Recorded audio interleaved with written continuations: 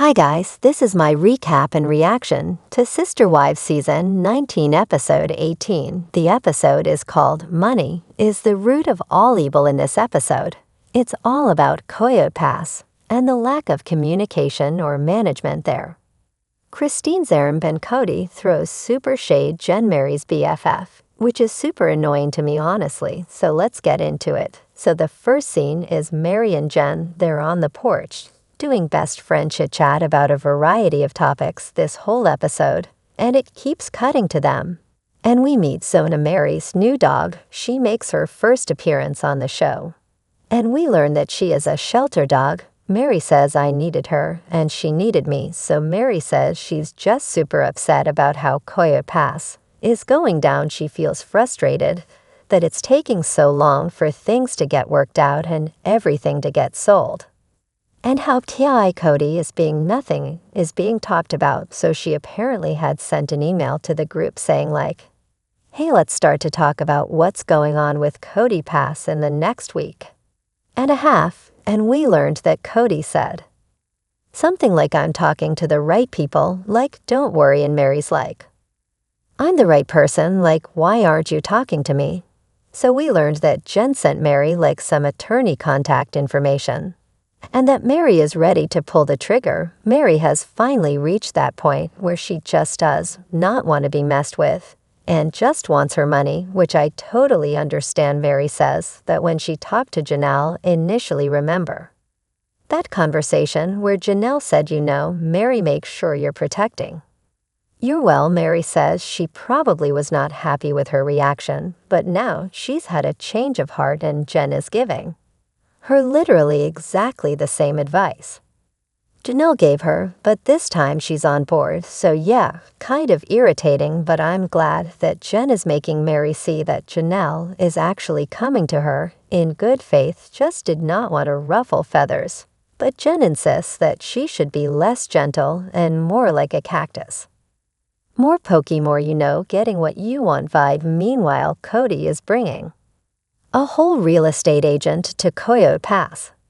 And we learned that Robyn is finally okay with selling, so here he is because, it's all about what Robyn wants at all times with Kody apparently.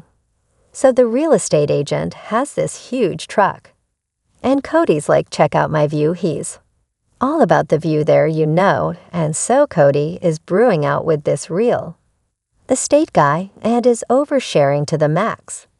During this scene, he says that his ex-wife used to live in an RV here. Yes, Kody, we all remember, and to not try that because it's not good for marriage, especially when dogs are in the RV too. The guy must think Cody's a freak.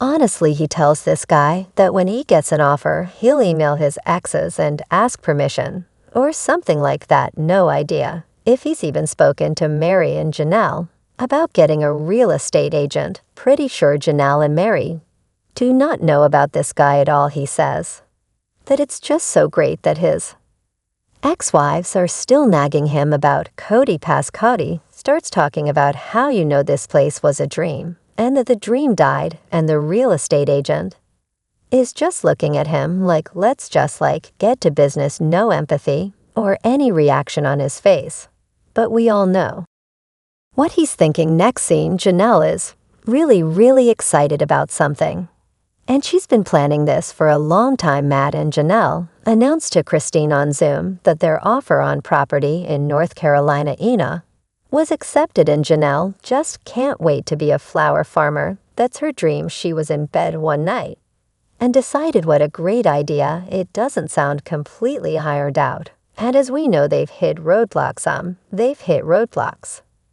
Sorry, with permits and whatnot, so no idea when this whole flower farm will actually happen, but one day Janelle and Maddie will be flower farmers. Guys, a step up definitely from the greenhouse idea she wanted to do on Coyote Pass. So basically, a lot of money moves are starting to happen or happening with the family at this time. Then Mary continues her venting session with Jen about how it's unfair that she will get 2 acres because she contributed throughout her life to a family fund that helped For the kids' colleges' properties, it was like a big fund that they all put their money to, but So why does she get 2 acres if she contributed so much? And Jen calls out how Mary contributed to the family fund, but still had to pay herself for Lon's college and Leon's car. Kody says that Mary can complain as much as she wants its water under the bridge. And she did get her wet bar, and there's a flashback to the wet bar they love doing. A flashback to the freaking wet bar, so I'm Team Jen on that. And it's a tale as old as time. Mary keeps getting ripped for having only one child, and that was not her fault, like that's not even what she wanted. But for some odd reason in this family, it's like she was under a penalty or something. Clearly Mary deserves more than 2 acres. Jen says Mary all these years has been trying not to make waves and keep sweet, which is a reference to the keep sway mantra, but that time is coming to an end, and Mary is going for the money back. Past Kody assures the real estate guy he wants to split the money 4 ways, but that he bought 1 lot by himself. He assures the guy that he wants to be fair. Yeah, okay. I don't know, of course, though that means that obviously him and Robyn get half, because they one household. If they divide by 4, they get half. So Kody even brought the real estate guy to the pond. It's dried up, but he says, "1 year we went skinny dipping with my family." And the guy, he's thinking what we're all thinking, and skinny dipping it sounds really awkward. Actually, they weren't actually skinny dipping technically. And then I know what they're going to do at the scene. I know they're going to flash back to Kody in his underwear in the dirty pond, like I just know it, and it comes. And it seems like this was a high point for Kody. For some reason, the dip in this pond, luckily, though the pond is dried up, and there's no more manure water in there, so there's that. Next, Christine is packing up some furniture with the help of her kids, including Melty and Peyton, and they're loading up this truck with furniture to bring to Christine David's new mob property that they just bought again. Another money move. We know that they have an errand over there. I don't know how well it's doing, but it's there, and Peyton makes a joke about how he's only moved a few times, sarcastically, of course, because their family was a moving family. They moved a lot, and Christine even admits sometimes she didn't know why. So Kody's pretty pessimistic about Mary's dating situation, which is what they go to next. So Jen tells Mary to go to the dog park to meet a man.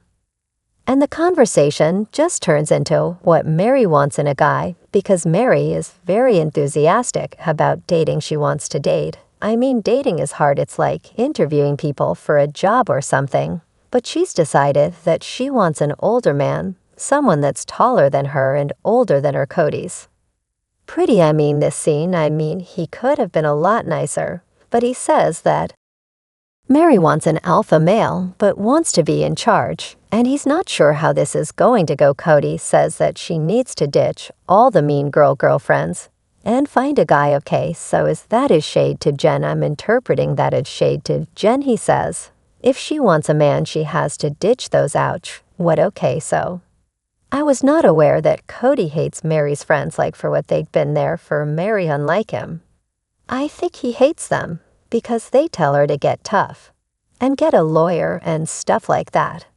And next, Christine is working at a shared desk with David, and apparently David has never seen the house that they bought in Mauve, which is interesting. He just agreed based on trusting and loving Christine so much, so he's pretty much all in. And Peyton says that his mom has changed a lot since she left Kody, and she gets to do now what she always wanted to do.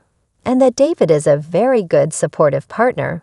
And for some odd reason, because we're talking about businesses, money moves, or whatever. Robyn talking about, guess what, my sister we's closet. No one wants to talk about this, but she just goes like, yeah, I had my own business. But Mary and I were on the same page, but the others weren't, and Kody Kody even was not on the same page. He says he was like, show me the money. Polygamy doesn't work. if the husband is not the lead on things. So the fact that they just brought up my sister wife's closet out of nowhere is just so weird, like it was a bad idea. Rob, in the end, nobody's wearing sister wives merch because most of us are not. Sister wives, like, that's a very niche audience, don't you think? Anyways, I hope you enjoyed my recap and reaction to Sister Wife Season 19 Episode 17. I can't believe we're this far in the season. How many more episodes will there be? All right, guys, have a great day. Bye.